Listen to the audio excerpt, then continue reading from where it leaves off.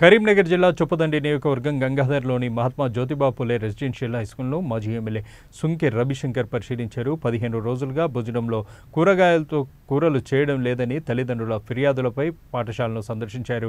కూరగాయల సరఫరాదారులకు బిల్లులు చెల్లించకపోవడంతో సప్లై నిలిచిపోయిందని, దానివల్ల కూరగాయలతో కూరలు ఉండటం లేదని, సన్నపు బియ్యము అన్న పేరుతో నాసిరకం అన్నం వడ్డిస్తున్నారని తీవ్ర విమర్శలు చేశారు. 18 నెలలుగా పాడైన నీటి ఫిల్టర్లు ఇప్పటికీ మరమ్మతులు చేయకపోవడం విద్యార్థుల ఆరోగ్యాన్ని ప్రమాదంలోకి నెట్టే నిర్లక్ష్యమని ఈ సందర్భంగా రవిశంకర్ ఆరోపించారు. కూరగాయల భోజనం పెట్టలేదనేది కాంప్లైంట్ వచ్చింది. పేరెంట్స్ ఎందుకు పెట్టలేదు? 2 days 10 days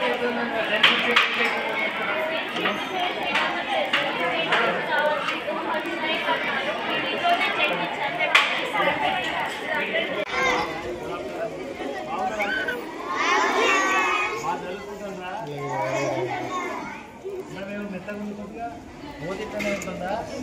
ఇంతకుముందు ఒకసారి పురుగులాగా ఉన్నది కదా నేను వచ్చినప్పుడు. అన్నం మంచుకున్నదా? కూరగాయలు పెడతలేరని మీ పేరెంట్స్ నాకు కంప్లైంట్ చేశారు. ఎవ్రీడే కూరగాయలు పెడతలేరని చెప్తున్నారు. అంటే మీకు టమాటా, వంకాయ, చిక్కుడుకాయ, బెండకాయ ఇవన్నీ పెడుతున్నారా? మధ్యాహ్నం ఈ మధ్యలో పెడతలేరా? 10 రోజుల నుంచి పెడతారు అంతేనా?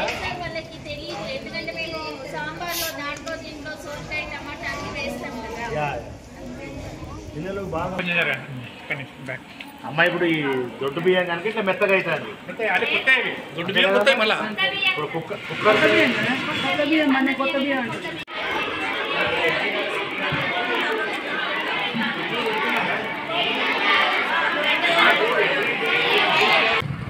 ఓకేనా? చొప్పదండి నియోజకవర్గం గంగాధర మండలంలో ఈరోజు ఎంజేపీ పాఠశాలను సందర్శించడం జరిగింది. ముఖ్యంగా పేరెంట్స్ అందరు కూడా, పిల్లలందరూ కూడా మాకు కూరగాయల భోజనం పెడతలేరు. గత 15 రోజుల నుంచి కూరగాయలు వస్తలేవు. ఎలాంటి కూరగాయలు లేకుండానే మరి మాకు భోజనం వస్తుంది. అన్నం కూడా సరిగా ముద్దగా ఉంటుంది. అన్నం సరిగా ఉంటలేదు, ఉడకనే అన్నం పెడతా ఉన్నారు అని చెప్పి మరి మా పాఠశాలకు రావాలి, మా పాఠశాల ఆ సమస్యలను పరిష్కరించాలని చెప్పి పేరెంట్స్ కోరిన పిదప ఇవాళ పాఠశాలకు రావడం జరిగింది. నిజంగానే మేము చూస్తే ఒక పప్పు, ఒక చారు, ఆ ఎగ్స్ మాత్రమే కర్రీ చేసి పెడుతున్నారు తప్ప నిజంగానే కూరగాయలతో భోజనం గత 15 రోజుల నుంచి పెడతలేదు. మాకు 4 గంటలకు 3 గంటలకే లేపి స్నానాలు చేయండి అని చెప్తా ఉన్నారు. ఆ బాత్రూంలో సౌకర్యం లేదు. చన్నీటితో స్నానం చేస్తున్నాం సార్, బాగా గజగజ వనికే దాంతో చన్నీటితో స్నానం చేయడం ద్వారా జ్వరాలు వస్తున్నాయి, జలుబు చేస్తున్నది, చాలా ఇబ్బంది అవుతున్నది అని చెప్పి పిల్లలు కంప్లైంట్ చేస్తున్నటువంటి పరిస్థితి ఉన్నది. కనుక మరి మేము రెసిడెన్షియల్ స్కూల్ విద్యా వ్యవస్థ బాగు చేస్తున్నామని, సన్న బియ్యం అన్నం పెడుతున్నామని చెప్పుకుంటున్నటువంటి కాంగ్రెస్ ప్రభుత్వమా?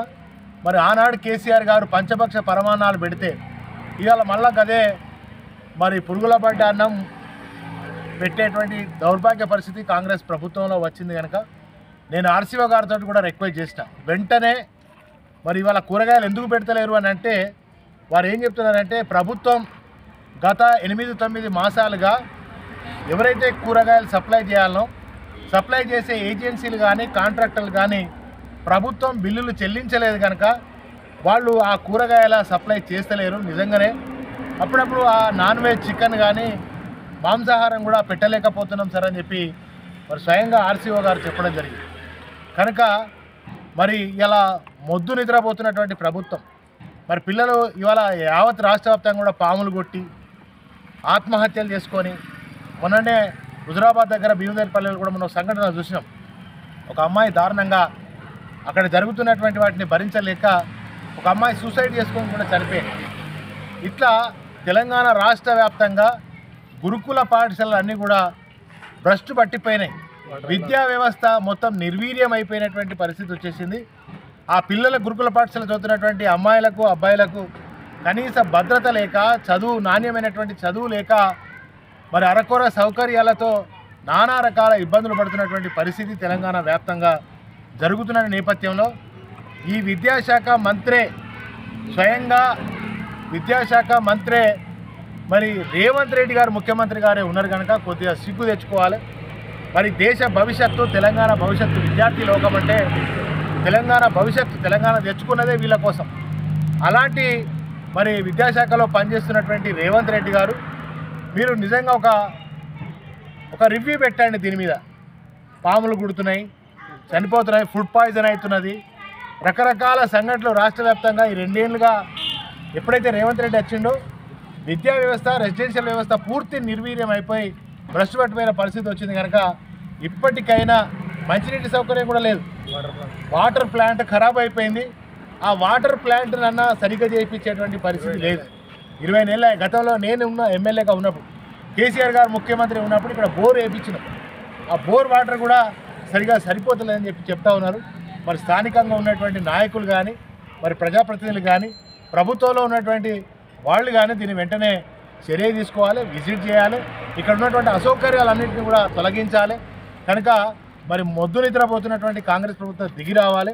పిల్లలకు నాణ్యమైనటువంటి పౌష్టికాహారాన్ని అందించండి. గతంలో కేసీఆర్ గారు ఎట్లయితే సన్నబియ్యం పెట్టిరు, మేము సన్నబియ్యం పెడుతున్నాం అని ప్రచారం తప్ప ఆగి వచ్చి ఈ గురుకుల పాఠశాల జరుగుతున్నటువంటి అన్యాయం అక్రమాలు ఏవైతే ఉన్నాయో మరి వాళ్ళ కాంట్రాక్టర్లకు బిల్లులు వెంటనే అందజేయాలి. మరి వీళ్ళకున్న సమస్యలు కూడా తీర్చాలి. తెలంగాణ భవిష్యత్తే విద్యార్థులు కనుక ఇట్లాంటి విద్యార్థులకు అసౌకర్యాలు జరగకుండా వెంటనే రైలింగ్ కూడా ఉన్నది. గతంలో పైనుంచి ఒక అమ్మాయి దూకి ఆత్మహత్య చేసుకునే ప్రయత్నం చేసింది. పైన ఆ రైలింగ్ కూడా పెట్టియండి. వెంటనే తక్షణమే మరి ప్రభుత్వం ద్వారా